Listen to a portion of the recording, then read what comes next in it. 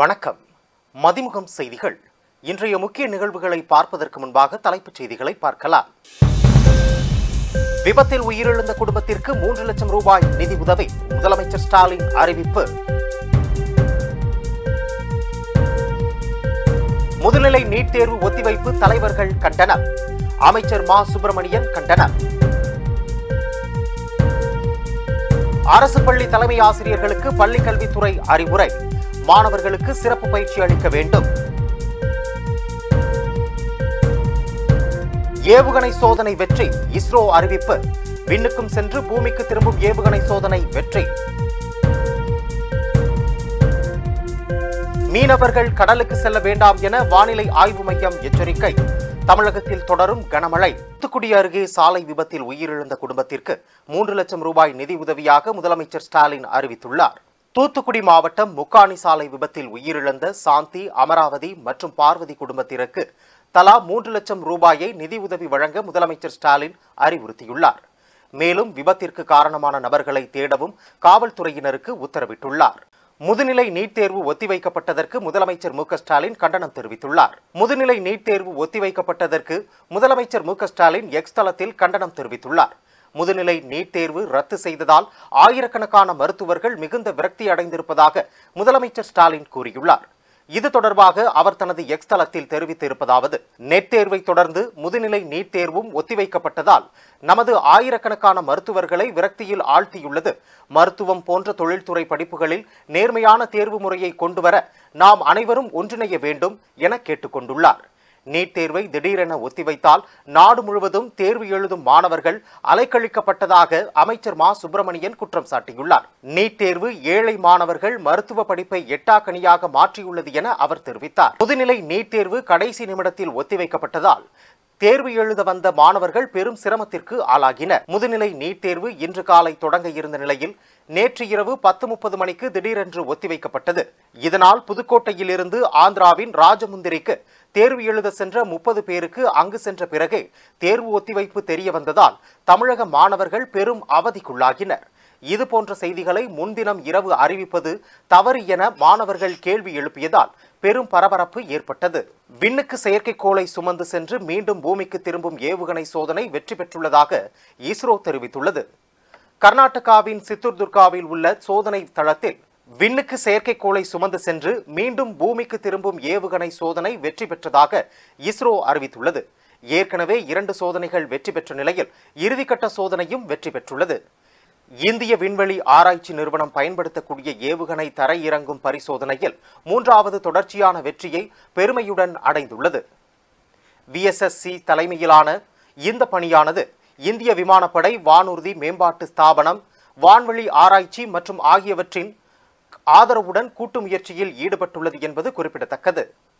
திறன் குறைந்த மாணவர்களுக்கு சிறப்பு பயிற்சி அளிக்க வேண்டும் என பள்ளிக் கல்வித்துறை அறிவித்துள்ளது. முதன்மை கல்வி அலுவலர்கள் மற்றும் மாவட்ட கல்வி அலுவலர்கள் ஆய்வுக் கூட்டத்தில் அரசு பள்ளிகளில் எழுதும் திறன், வாசிக்கும் திறன் மற்றும் அடிப்படை கணித திறன் குறைவான மாணவர்களை கண்டறிந்து அவர்களின் திறனை மேம்படுத்தும் வகையில் மாணவர்களுக்கு சிறப்பு பயிற்சி அளிக்க வேண்டும் என அரசு உயர்நிலைப் பள்ளி மற்றும் மேல்நிலைப் பள்ளிகளுக்கு பள்ளிக் கல்வித்துறை அறிவித்துள்ளது. இது தொடர்பான விவரங்களை எமிஸ் தளத்தில் பதிவேற்றம் செய்யுமாறு அரசு பள்ளி தலைமை ஆசிரியர்களுக்கு பள்ளிக் கல்வித்துறை அறிவித்துள்ளது.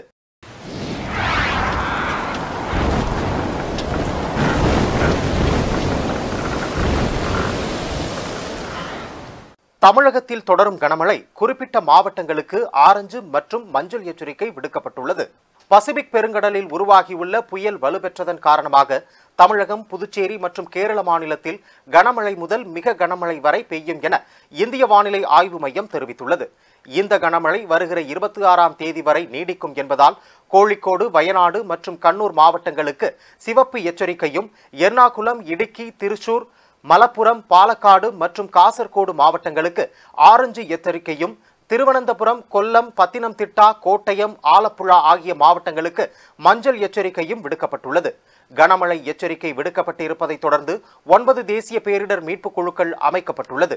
மேலும் தமிழகத்தின் கடலோர பகுதிகளுக்கு ஆரஞ்சு அலர்ட் விடுக்கப்பட்டுள்ளது.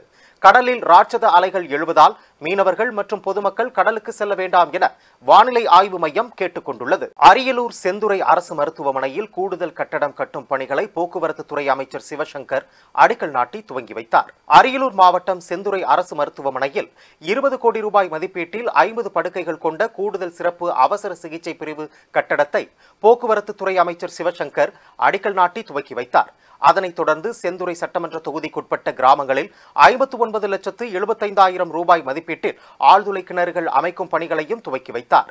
அதன்பின் குளியம் கிராமத்தில் 7,35,000 ரூபாய் மதிப்பீட்டில் வேஃபர் பிளாக் சாலையினை பொதுமக்கள் பயன்பாட்டிற்காக தொடங்கி வைத்தார். கள்ளக்குறிச்சி சம்பவம் விக்கிரவாண்டி தேர்தலை எந்த வகையிலும் பாதிக்காது என மாநில சிறுபான்மை பிரிவு ஆணையர் பீட்டர் அல்போன்ஸ் தெரிவித்துள்ளார். கள்ளக்குறிச்சி சம்பவம் தொடர்பாக முதல்வர் கடுமையான நடவடிக்கைகளை எடுத்து வருகிறார். கள்ளக்குறிச்சியில் ஏற்பட்ட சம்பவம் உயிரிழப்புகள் விக்கிரவாண்டி தேர்தலை பாதிக்காது. திமுக வேட்பாளர் பெரும்பான்மையான வாக்குகள் பெற்று வெற்றி பெறுவார் என சிறுபான்மை பிரிவு ஆணையர் பீட்டர் அல்போன்ஸ் தெரிவித்துள்ளார். மேலும் பாஜக ஆளும் மாநிலங்களில் மட்டும் நீட் தேர்வில் மோசடிகள் நடந்திருப்பதாக அவர் கூறினார். கள்ளக்குறிச்சி மாவட்டத்தில் நடந்த இந்த கள்ளச்சாராயம் சம்பந்தப்பட்ட சாவுகள் மிகவும் வருத்தத்துக்குரியவை. நம்முடைய மனச்சாட்சியை உருக்கக்கூடிய அளவிற்கு மிக துன்பகரமான சாவுகள். அப்படிப்பட்ட சாவுகள் நடைபெற்றதற்கு காரணமாக இருந்த அத்தனை பேர்கள் மீதும் மாண்புமிகு முதலமைச்சர் அவர்கள் மிக கடுமையான நடவடிக்கை எடுத்திருக்கிறார்கள்.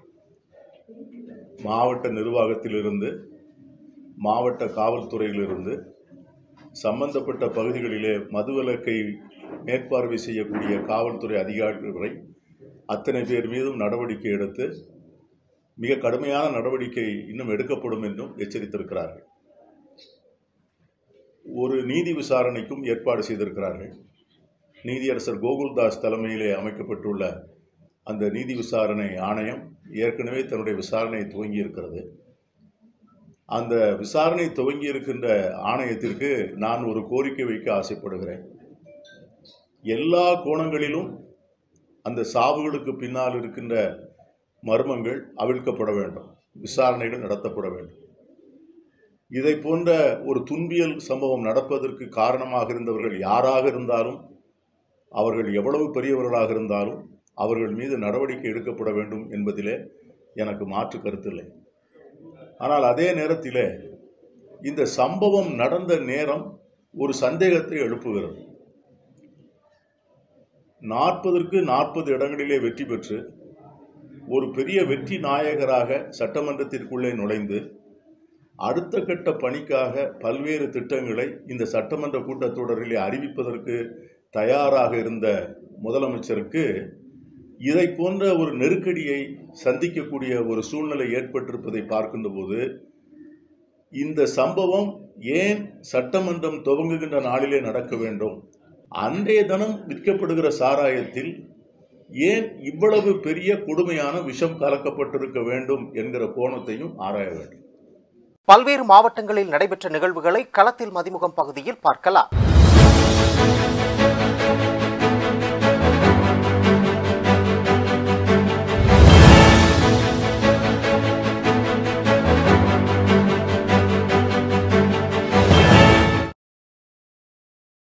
தருமபுரியில் போதைப் பொருட்களுக்கு எதிராக பொதுமக்களுக்கு விழிப்புணர்வு ஏற்படுத்தும் வகையில் தருமபுரியில் நடைபெற்ற மினி மாரத்தான் ஓட்டப்பந்தயத்தில் ஏராளமான மாணவ மாணவிகள் கலந்து கொண்டு விழிப்புணர்வை ஏற்படுத்தினர். இதனை மாவட்ட காவல்துறை கண்காணிப்பாளர் ஸ்டீபன் ஜேசுபாதம் துவக்கி வைத்தார். திருப்பத்தூர் மாவட்டம் ஆம்பூர் அடுத்த சென்னை பெங்களூர் தேசிய நெடுஞ்சாலையில் இருசக்கர வாகனத்தில் வந்த மர்ம நபர்கள் முன்னே சென்று கொண்டிருந்த வாகன ஓட்டி குப்புசாமியின் செல்போனை பறித்து சென்றுள்ளனர். இதில் அவரது மனைவி அம்பிகா சாலையில் விழுந்து தலையில் பலத்த காயம் ஏற்பட்ட நிலையில் அரசு மருத்துவமனையில் அனுமதிக்கப்பட்டுள்ளார். இச்சம்பவம் குறித்து காவல்துறையினர் வழக்கு பதிவு செய்து வழிப்பறியில் ஈடுபட்ட மர்ம நபர்களை தேடி வருகின்றனர். வேலூர் மாவட்டம் காட்பாடியில் இருந்து குடியாத்தம் வரை செல்லும் பேருந்தில் நேற்று மாலை பள்ளி மற்றும் கல்லூரி மாணவர்கள் படிக்கட்டில் தொங்கியபடி பயணம் செய்துள்ளனர். இதனை கண்ட காவல் உதவி ஆய்வாளர் மணிகண்டன் மற்றும் போக்குவரத்து உதவி காவல் ஆய்வாளர் மிதிலேஷ்குமார் மாணவர்களை கீழே இறக்கி படியில் பயணம் செய்யக்கூடாது என எச்சரித்து அறிவுரை வழங்கி அனுப்பினர். விருதுநகர் மாவட்டம் சிவகாசி சுதர்சன் பட்டாசு ஆலையில் ஏற்பட்ட திடீர் தீ விபத்தில் காயமடைந்து சிகிச்சை பெற்று வந்த 2 பெண்கள் சிகிச்சை பலனின்றி உயிரிழந்தனர். அதனை அடுத்து பலி எண்ணிக்கை 12ஆக உயர்ந்துள்ளது. திருப்பத்தூர் மாவட்டம் வீரப்பள்ளி பகுதியில் உள்ள டிரான்ஸ்பார்மரில் இருந்து மின்சாரம் தாக்கிய குரங்கை தனியார் பள்ளி வாட்ச்மேன் முருகன் மீட்டு அந்த குரங்கிற்கு மீண்டும் சுயநினைவை கொண்டு வந்த செயல் பொதுமக்களிடையே பெரும் வரவேற்பையும் பாராட்டையும் பெற்றுள்ளது.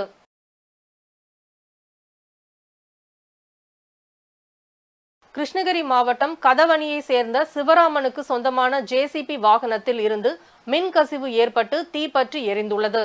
இதுகுறித்து தகவல் அறிந்து வந்த தீயணைப்புத் துறையினர் 1 மணி நேர போராட்டத்திற்கு பின் தீயை அணைத்தனர். 20 லட்சம் ரூபாய் மதிப்பிலான JCB வாகனம் முழுவதுமாக சேதமடைந்தது.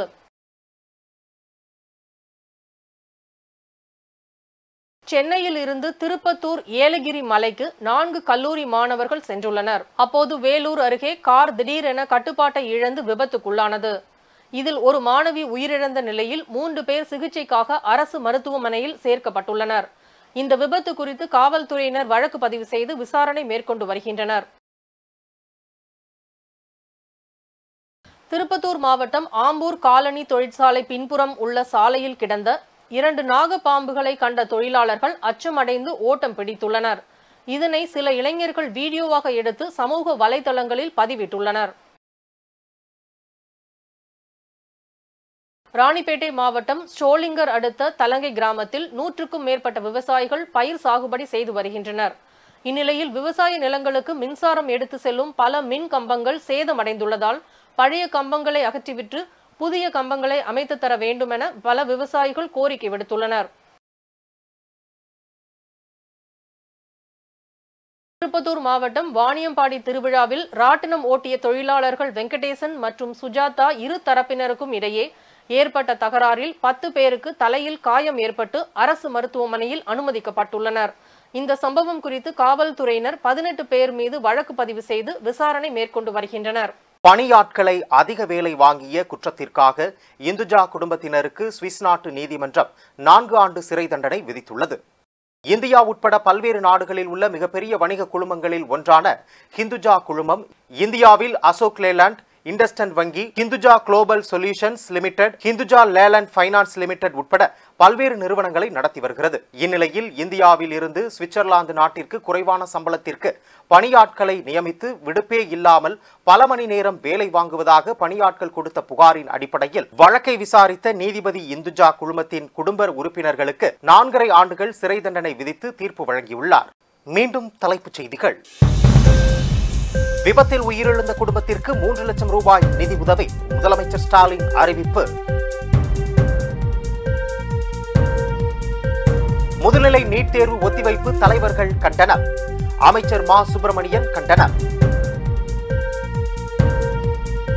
அரசு பள்ளி தலைமை ஆசிரியர்களுக்கு பள்ளிக் கல்வித்துறை அறிவுரை, மாணவர்களுக்கு சிறப்பு பயிற்சி அளிக்க வேண்டும். ஏவுகணை சோதனை வெற்றி, இஸ்ரோ அறிவிப்பு. விண்ணுக்கும் சென்று பூமிக்கு திரும்பும் ஏவுகணை சோதனை வெற்றி. மீனவர்கள் கடலுக்கு செல்ல வேண்டாம் என வானிலை ஆய்வு மையம் எச்சரிக்கை. தமிழகத்தில் தொடரும் கனமழை. இத்துடன் செய்திகள் நிறைவடைந்தன. மீண்டும் செய்திகள் பிற்பகல் 1:30 மணிக்கு. மேலும் செய்திகளை தெரிந்து கொள்ள மதிமுகம் பிரைம் யூடியூப் தளத்தில் இணைந்திருங்கள்.